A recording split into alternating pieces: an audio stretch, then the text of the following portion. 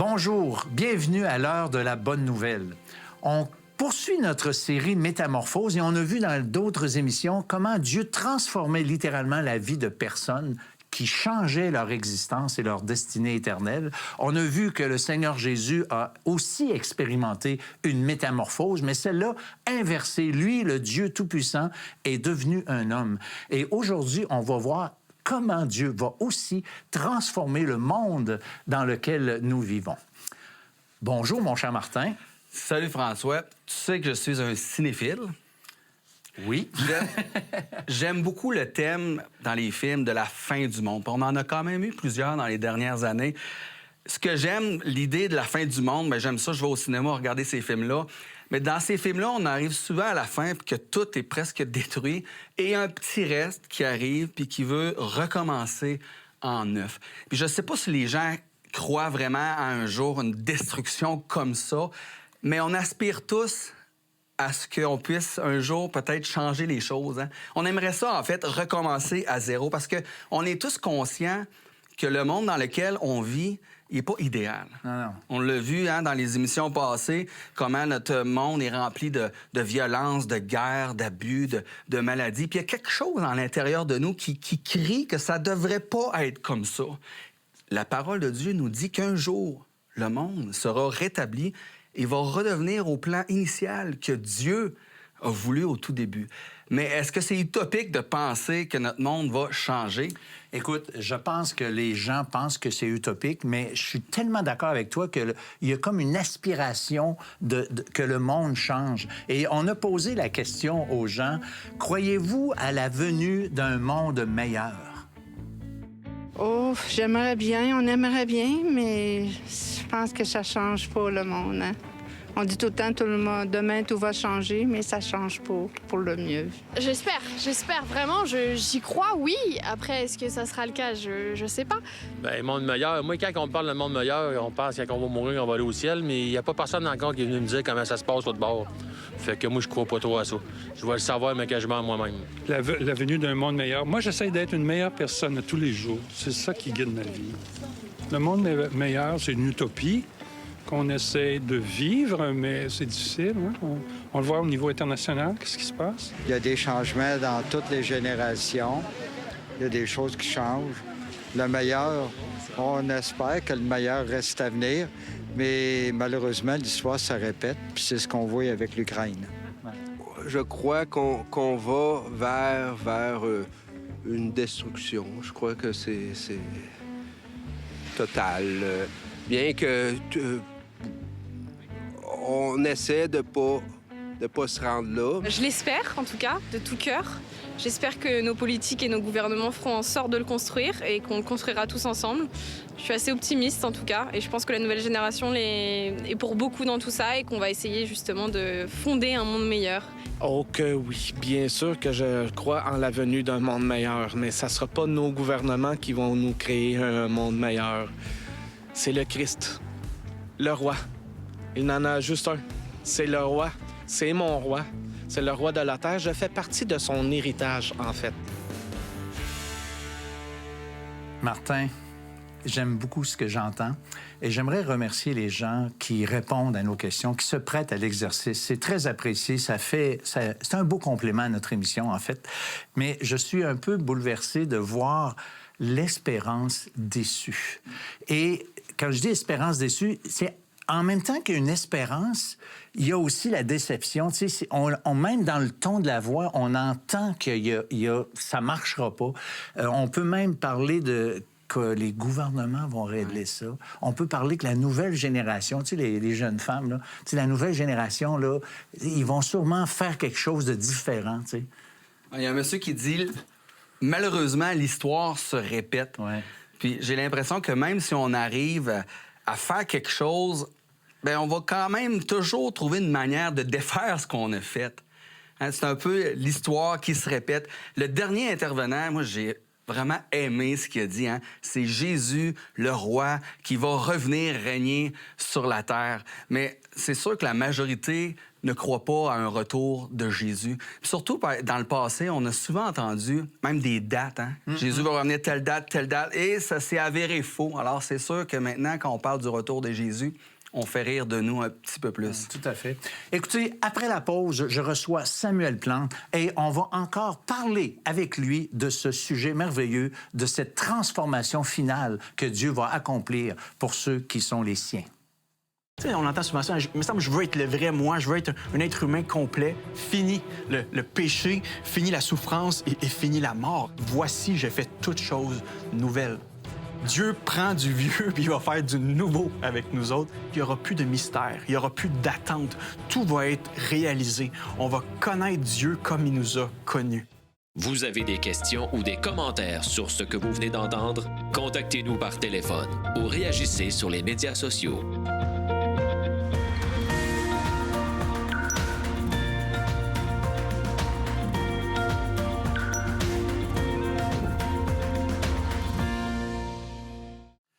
Alors, bonjour Samuel. Salut François. Merci d'être là avec nous à cette émission de l'heure de la bonne nouvelle. Samuel, je vois que tu as quelque chose d'intéressant d'écrit sur ton T-shirt. C'est voulu. Nothing less than the best. Rien de moins que le meilleur, parce qu'on soupire tous, n'est-ce pas, après ce monde meilleur, ce monde idéal. Mais Samuel, pourquoi Dieu, je me fais souvent poser la question, pourquoi Dieu ne fait pas maintenant un monde meilleur, un monde parfait, un monde dans lequel le mal va être éradiqué? On soupire après ça. Mais Dieu aurait beau créer ce monde-là, personne n'y serait admis. Ni toi, ni moi, ni personne sur cette terre, parce que le problème du mal n'est pas un problème qui flotte dans les airs, c'est un problème qui trouve racine dans notre propre cœur. Le cœur du problème, c'est le problème du cœur. Même si Dieu créerait une autre planète, là, parfaite, puis nous transposait dans cette planète-là, bien, je t'annonce quelque chose, il y aurait des meurtres, il y aurait de la convoitise, il y aurait de la méchanceté, il y aurait du mal, il y aurait toutes sortes de puanteurs. Pourquoi? Parce que ces convoitises-là, ce mal-là est logé dans notre propre cœur. En tout cas, le Seigneur Jésus le dit clairement, hein, c'est du cœur de l'homme que sort toutes ces poubelles-là. Et la bonne nouvelle, c'est que Jésus est venu sur cette terre pour métamorphoser notre cœur. Oui, le christianisme propose un changement de monde, mais Jésus commence par changer le monde. Il commence par faire une œuvre intérieure par son esprit. À cause que Jésus porte notre péché sur ses épaules à la croix, il peut nous offrir sa justice, il peut nous offrir cette réconciliation avec le Père. On est adopté dans la grande famille de Dieu et on naît de nouveau d'un nouvel esprit à un point tel que le Nouveau Testament emploie le langage d'une nouvelle création. Je suis un nouveau Sam depuis que j'ai confessé que Jésus était le Christ, mon Sauveur et mon Seigneur. C'est ce qui te rend et rend propre les chrétiens à arriver un jour dans ce monde parfait, justement. Exactement. Et ce monde parfait n'est pas une illusion. Tu sais pourquoi? Parce que Jésus est ressuscité. Souvent, on se fait dire, vous êtes donc bien intense et maniaque avec votre résurrection. On en a eu des histoires de résurrection dans le passé. Oui, il y a des gens qui sont ressuscités, mais sont morts à nouveau, ces gens-là. Encore. La résurrection de Jésus est une résurrection d'un nouveau type. C'est une résurrection éternelle. Jésus est appelé le premier-né d'entre plusieurs frères. Ouais. C'est le prototype de cette création, cette nouvelle humanité pardonnée que Dieu veut créer. Jésus, c'est le chef de file, c'est le capitaine, c'est le gouverneur qui nous précède dans cette nouvelle création-là. Et lorsqu'on place notre foi en lui, eh bien, son destin devient le nôtre. On est unis à lui, de sorte que cette espérance, ce nouveau monde, vient se loger dans notre propre cœur. Et on a l'attente un jour de voir ce nouveau monde se réaliser matériellement et de manière concrète. Ça, c'est une assurance et une certitude pour le croyant qu'un jour, il va être là, parce que c'est pas basé sur ce que lui a fait, mais c'est basé sur l'œuvre du Christ, comme tu as bien mentionné. Exactement, François.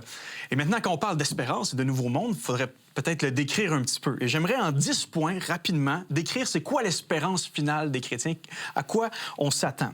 D'abord, cette espérance-là est liée à la personne de Jésus. On s'attend à être déclaré juste devant le grand tribunal, non pas sur nos mérites, sur nos beaux yeux, mais sur les mérites de Christ qui va nous ouvrir les portes de l'éternité grâce à son œuvre. On a été sauvés. Présentement, c'est en espérance qu'on l'est, mais un jour, on le sera déclaré et ce sera en quelque sorte consommé. Ce sera final bâton. Okay. Hein? L'espérance, c'est l'attente de quelque chose qui est certain. C'est pas l'attente de quelque chose qui est pas certain. Exactement. Deuxième affaire, pour les chrétiens, souvent on va parler d'un paradis, mais en réalité, lorsqu'on lit attentivement l'Apocalypse, c'est plus le ciel qui vient sur terre. C'est une forme de réunification cosmique de toutes choses sur cette terre en Christ. Dieu a pour but, nous dit Éphésiens 1:10, de réunir toutes choses en Christ, celles qui sont dans les cieux, celles qui sont sur la terre. C'est pas juste un paradis dans lequel on flotte sur un nuage avec une harpe et une couche puis du fromage Philadelphia sur le côté. Là. C'est ta couche. Oui, c'est ça. Non, c'est une rénovation complète du ciel et de la terre. Troisième chose, cette espérance-là est liée à la présence parfaite de Dieu. Dieu sera tout en tous. Ouais. L'Apocalypse nous dit en Apocalypse 21:3, j'aimerais ça lire, le verset nous dit « Voici la demeure de Dieu est parmi les êtres humains. » C'est une déclaration qui concerne la fin des temps. « Il demeurera avec eux, ils seront ses peuples. Dieu lui-même sera avec eux, il sera leur Dieu. » La gloire du projet initial, c'est-à-dire que Dieu crée un jardin dans lequel il est présent avec Adam et Ève, sera finalement restauré. Dieu sera présent à un point tel que l'Apocalypse nous dit qu'on n'aura même pas besoin d'astres pour nous illuminer, tellement la gloire de Dieu sera resplendissante dans cette nouvelle création. La lumière de Dieu qui va éclairer, c'est fou. Plus besoin d'électricité, plus besoin de LED, plus besoin de lumière. Jésus va être là. Quatrième point, fini le péché, fini la souffrance et fini la mort. Et j'ai goût de dire, fini la marde, fini tout ce qui ne fonctionne pas dans ce monde-ci. Tout ce qui nous pourrit la vie quotidiennement, c'est quoi? C'est la souffrance physique, mentale, émotionnelle. C'est le deuil, le fait de savoir qu'un jour, je vais perdre la personne. C'est la fin de l'amour, ultimement. Et dernièrement, mais c'est la mort qui nous atteint jour après jour. Mais la Bible déclare qu'un jour, Dieu va essuyer les larmes de nos yeux. Il n'y aura plus de mort, nous dit Apocalypse 21. Il n'y aura plus de deuil, plus de lamentation ni douleur. Les choses anciennes auront disparu. Et celui qui était assis sur le trône dit « Voici, je fais toutes choses nouvelles. » Dieu prend du vieux puis il va faire du nouveau avec nous autres. Et on n'aura plus à souffrir. On va être dans une félicité, une joie parfaite.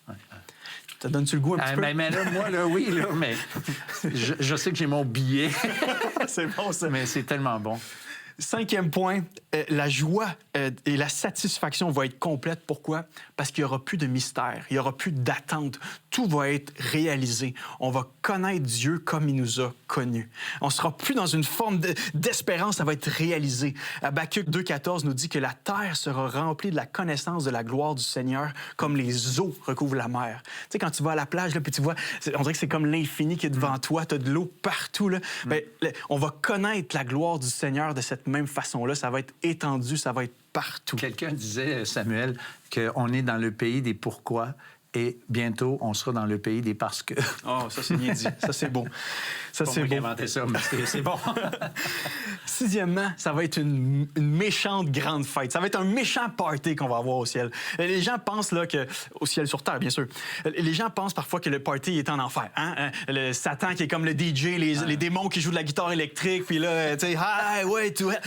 Juste te dire, le vrai party là. Il est au ciel avec Jésus. C'est Jésus qui a promis, « Hey les gars, moi je m'en retourne, mais je vous promets une chose, je prends plus de vin jusqu'à ce qu'on se revoie au ciel. » OK, ça veut dire qu'ils vont reprendre. Ça veut dire que le vrai party, ça va être de siroter une belle coupe de vin, le meilleur jus au raisin fermenté de l'univers en compagnie de Jésus, de festoyer. Tu sais pourquoi? Parce qu'on va avoir la plus grande victoire cosmique à célébrer. Jésus est mort pour nos péchés. Amen. Amen. Ça me touche. C'est bon. Septième point, cette espérance-là n'est pas une espérance dématérialisée. On va avoir un corps ressuscité, nous dit le Nouveau Testament, glorifié et restauré, dans lequel on va pouvoir expérimenter la plénitude de c'est quoi être un être humain. Tu sais, on entend souvent ça, il me semble que je veux être le vrai moi, je veux être un être humain complet. Et dans certaines religions, le paradis est lié au fait de se désincarner, de devenir une âme flottante, d'être libéré de la prison du corps. Ouais, mais c'est pas vrai. Non. Les nouveaux cieux, les nouvelles terres ne vont que guérir et réaffirmer ce que Dieu avait comme plan initial, c'est-à-dire un corps avec lequel on peut simplement glorifier Dieu, un corps exempt de corruption, de péché. Notre corps va être ressuscité, il n'y aura plus de bobos, hein? Les aveugles vont voir, les sourds vont entendre, mais en même temps, il n'y aura plus de bobos spirituels. Ouais. Donc, notre vie va être parfaite, même corporellement. Tim Keller, un théologien que j'aime beaucoup, a dit si vous essayez de comparer à ce que vous allez être dans le nouveau ciel versus ici, bien, inquiétez-vous pas, vous êtes juste des légumes ici. C'est la comparaison. Tu ressembles à un légume par rapport à qu'est-ce que tu vas être. Fait que, huitième espérance qu'on a, c'est que le monde va être purgé de tout mal. Il va y avoir une juste condamnation. La justice et la paix vont régner. Quand on entend parler de guerre, de bruit de guerre, de haine, de violence, de racisme, on va débarquer dans un monde là, où il n'y aura plus ça. ça va être la paix. Dieu va être le juste roi. Le mauvais, et le mauvais avec un M majuscule, c'est-à-dire le diable, n'auront pas leur ticket pour atterrir sur cette planète-là.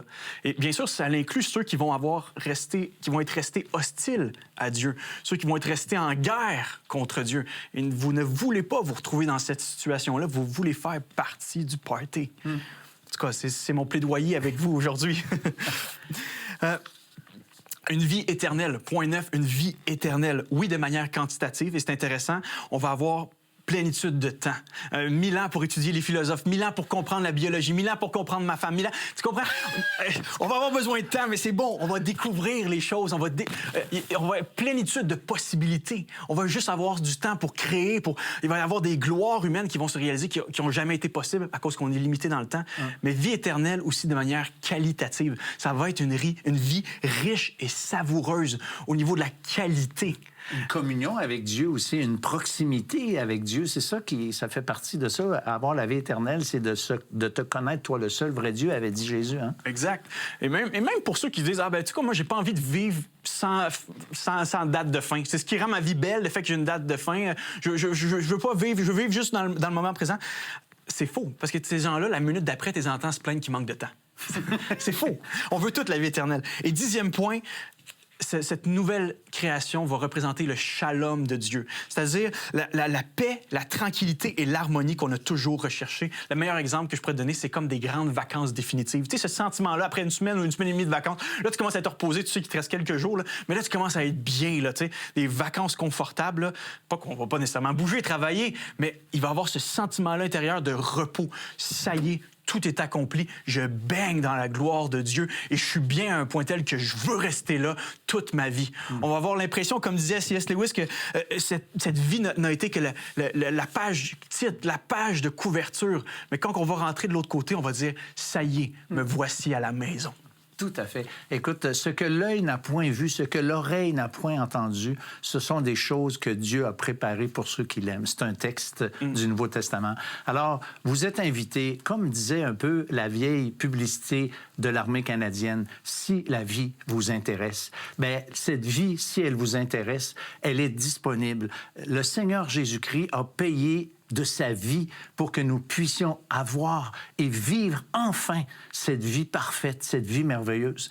Mais si vous trouvez que c'est utopique, si vous refusez de croire, c'est triste, c'est dommage. Mais nous, on vous invite à vous tourner vers Dieu, à reconnaître votre besoin, à reconnaître que vous voulez, au fond, vous le voulez, ça. Mais c'est que vous avez peut-être peur de faire confiance à Dieu parce que vous voyez les gens peut-être religieux, puis leur vie semble plate, puis je suis d'accord avec vous, mais c'est pas même la vie pour un croyant maintenant. Il y a du plaisir, il y a de la joie. Dieu nous donne plein de choses, mais c'est le plus important, c'est où vais-je passer mon éternité? Est-ce que je serai dans ce grand party ou je serai rejeté loin de Dieu pour toujours? C'est la question qui nous appartient à chacun. L'heure de la bonne nouvelle, en collaboration avec le Messager chrétien, vous offre gratuitement le livre de méditation quotidienne La Bonne Semence. Pour en recevoir un exemplaire, écrivez-nous à l'heure de la bonne nouvelle, casier postal 33012, comptoir postal Thibault, Trois-Rivières, Québec, G8T 9T8. Vous pouvez également nous joindre à info@hbn.ca ou par téléphone 1-866-509-1319. Alors, Samuel, vu que tu es avec nous, bien, moi, j'aimerais ça d'en profiter pour que tu nous racontes un peu, toi, ton cheminement. Qu'est-ce qui s'est passé? Tu n'es pas venu au monde avec l'espérance que tu viens de nous parler. Il s'est passé des choses. Alors, j'aimerais ça que tu me parles un peu de la transformation, ce que tu étais et comment Dieu a changé et métamorphosé ta vie. Oui.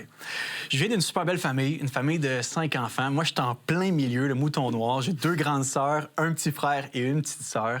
J'ai eu la joie et le bonheur de naître dans une famille aux valeurs chrétiennes. Et pas juste aux valeurs, c'était pas juste une foi du dimanche, c'était une foi appliquée, apprendre à pardonner, apprendre à connaître la personne de Jésus, connaître les Écritures. Et jusqu'à l'âge de 11-12 ans, tout allait bien.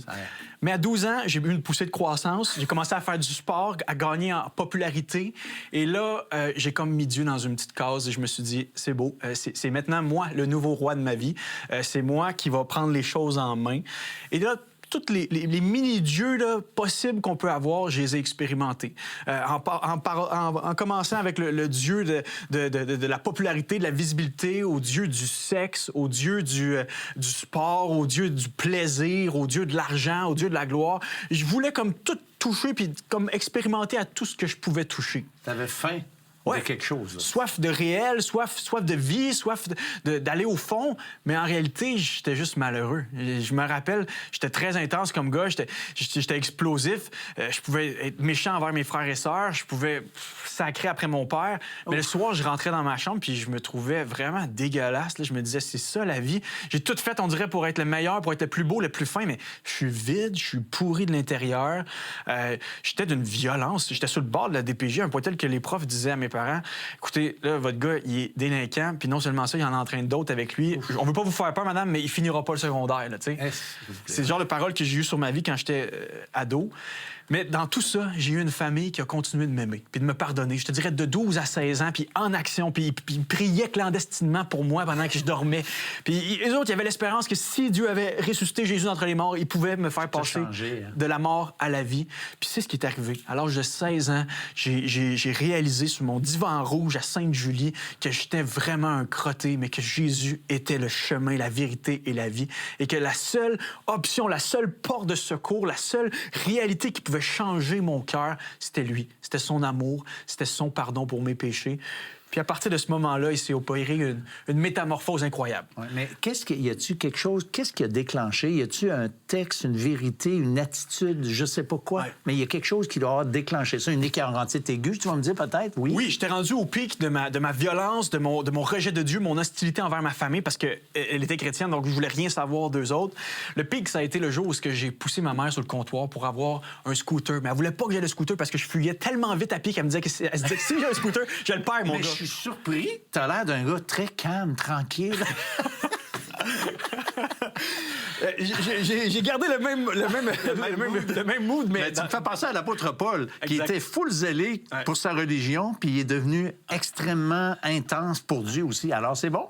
Oui, clairement, Dieu récupère nos personnalités. Hein. Amen. Puis c'est ça, ce jour-là où j'ai failli tuer ma mère parce qu'elle s'est perforée les côtes. Ouais, elle s'est cassée 2 côtes, elle est partie en ambulance. Et là, moi, je me disais, ça y est, c'est fini, ils vont me sortir de la maison. T'sais. Ma mère, elle revient à la maison. Quelques heures, quelques jours plus tard, je ne me rappelle plus des détails exactement, mais c'est ça, je me rappelle de ça. Je suis monté en haut. Je me dis, au moins, je suis peut-être cave dans ma folie, mais je vais aller m'excuser. C'est elle qui m'a mis au monde.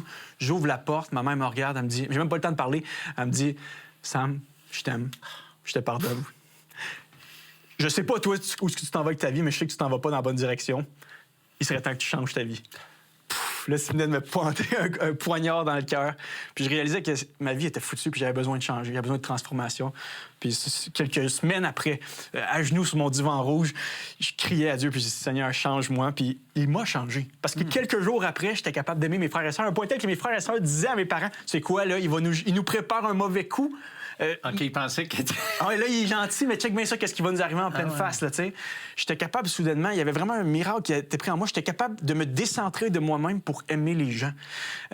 D'un gars qui voulait rien savoir de la Bible, de Dieu, de la religion chrétienne, aujourd'hui, je passe ma vie à annoncer la bonne nouvelle de Jésus. D'un gars qui était simplement centré sur ses petites passions, ses petits désirs à lui. Quelques Noëls plus tard, j'étais dans la rue en train d'amener des sandwichs aux itinérants à Montréal. Il y avait de quoi qui s'était passé dans ma vie. J'avais un langage, je sacrais à tout bout de champ. Je m'en rappelle. Mais du moment que j'ai donné ma vie au Seigneur, il y avait ce désir de plaire à Dieu avec ma bouche, plaire à Dieu avec mes actions. J'étais consumé par la pornographie de 13 à 16 ans, complètement rentré là-dedans. Puis à partir de 16 ans, je suis pas devenu parfait, mais il y avait ce désir à l'intérieur de moi d'honorer Dieu à travers mon corps, à travers ma sexualité. Puis aujourd'hui, je suis marié, j'ai 2 enfants, j'aime ma femme, puis je suis engagé à elle. Tu peux pas me dire que Jésus n'est pas ressuscité. Je suis une résurrection. C'est ça. Hey, merci, parce que au fond, ce que tu as vécu, j'ai vécu quelque chose un peu semblable. Là. Je pense pas que j'étais autant intense que toi, mais cette transformation, elle est vraiment pour chacun d'entre nous. Alors, c'est à vous, aujourd'hui, encore une fois, de faire cette réflexion et d'écouter ce que Dieu a à nous dire. Vous avez des questions ou des commentaires sur ce que vous venez d'entendre? Contactez-nous par téléphone ou réagissez sur les médias sociaux.